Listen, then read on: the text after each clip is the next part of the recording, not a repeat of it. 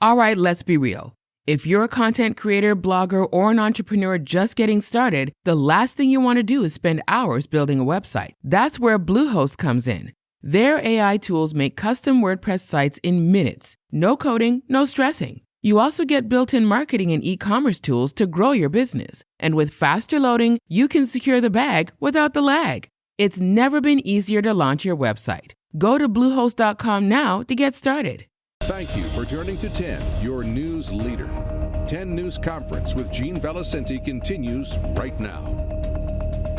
Now joining me in studio is State Senator Ryan Pearson, who lost his number 2 post in a failed bid to take out number 1. Risky move. It was. Risky, failed move. Now, where does that leave you? Where are you parking? In Scituate these days? Where's your parking space? We'll find out. I'm still technically the leader till the 7th of January, so that hasn't changed yet. But, I would say this. I think, Senate President Ruggiero and I have had a long relationship. I respect him tremendously.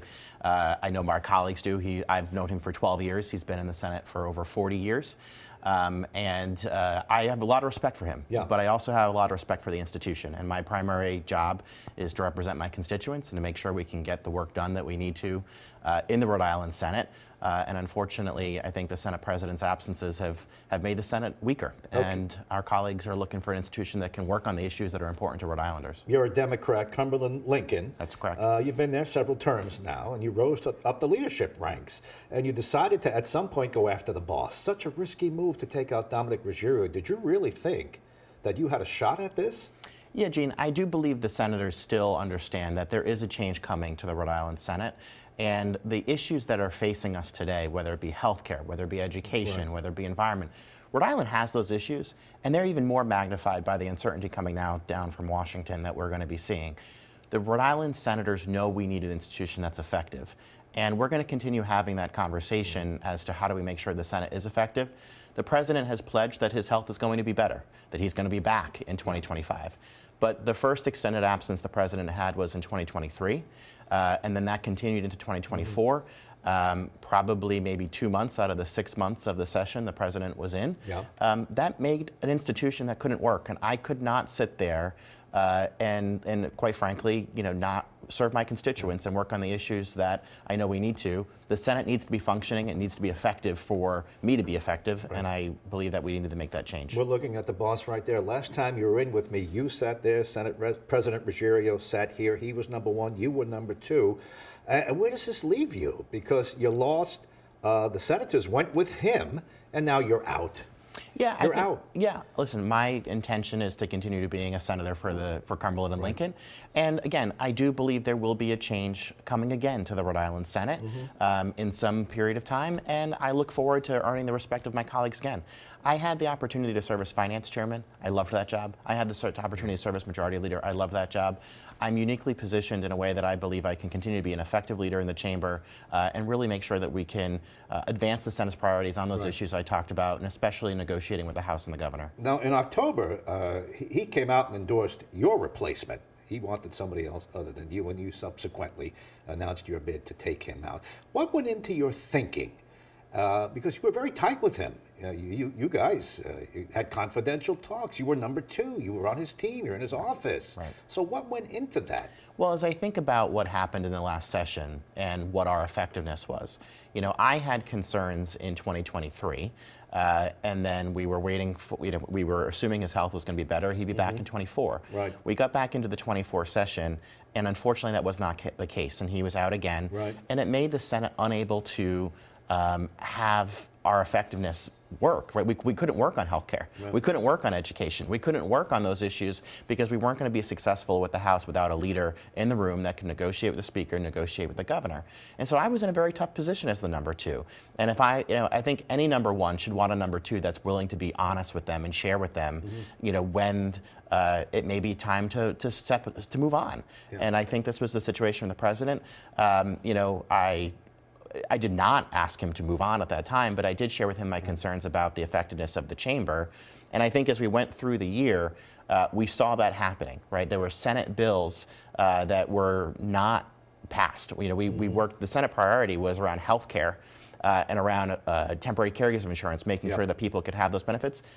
Those packages and those bills did not come back from the House in the way in which we would be proud of. Right. We did not accomplish our goals. Less than half of those bills, I believe, we saw passed. The Senate was not being effective at doing its job. And so in that situation, I think, again, my responsibility is twofold. One, for my constituents, and two, I was elected as the leader of the Democrats in that chamber, and my job was to tell the president when I thought we were not accomplishing the objectives that we could. The president made his own decisions after that. I'm not responsible for those, but that was the path that he chose. Your constituents also chose to back him over you.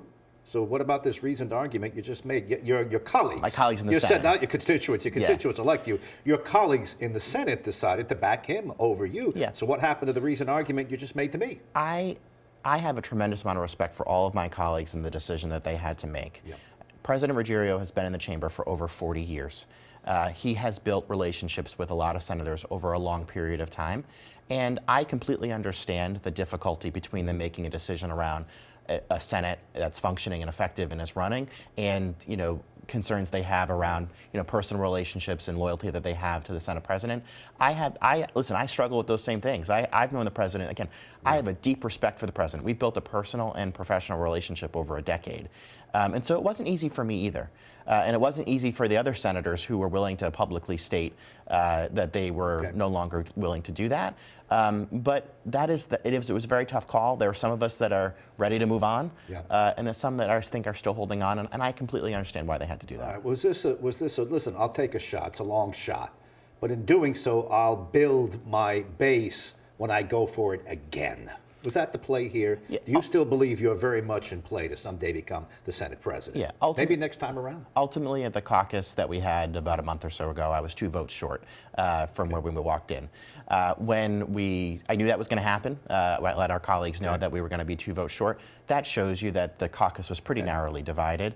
And again, I do believe I have a lot of the experience that can help me look for this opportunity in the future. For sure, I intend to run for the presidency again. But I think all of it roots around, we have to be focused on the issues that are facing Rhode Islanders. And I made sure that when I made this opportunity to run, I put out what we're going to work on. I said we were going to work on healthcare. I said we were going to work on education. I said we were going to work on environmental issues, making sure we have job training and apprenticeships to make sure we have strong labor forces. These are the issues that are important to Rhode Islanders and important to senators.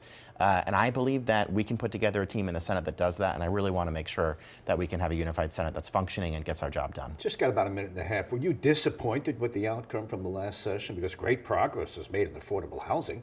It's all they talk about up there. Chicago pushed that hard. Got what he wanted. It may backfire him in the end. There's a lot of towns pushing back on that. That was the House priority. That was not the Senate's priority.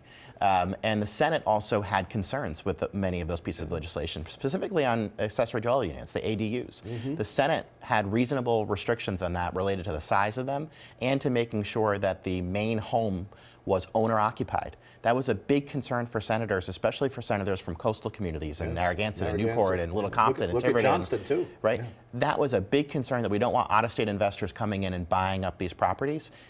This is a perfect example, though, Gene, of where that legislation was pushed through the Senate without amendment.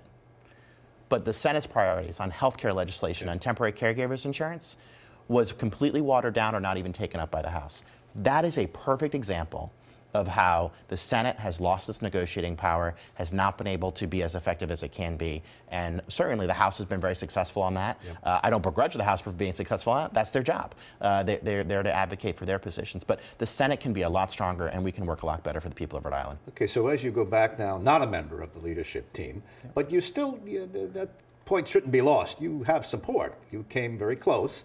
And you're going to come back again. What's your top priority? My number one priority going in again is going to be on healthcare. We started that last year.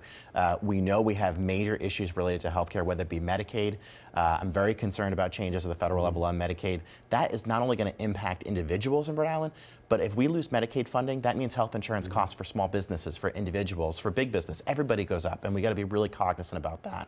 I also believe that we really need to be focused on making sure that we think about primary care when it comes to health care. If people can't get access to primary care, again, we're making sure that costs only go up. So we have a lot of work to do around our healthcare system. There's no silver bullets, but we really need to make sure that we continue to focus in that area. You don't have to divulge personal conversations, but when you told the Senate president, I'm going up against you, it's over between the two of us, what did he say? Yeah, he has not talked to me or had a conversation returned to me since March. So unfortunately, all of this played out behind the scenes, and what I heard, and that was not by my attempts. I've tried to talk with him since March when I made that first conversation. He's not been able to do that. Politics is a rough game, but you're coming back for another bite at the apple. Senator Ryan Pearson, thanks for being with us. Appreciate it. Thank you, Gene.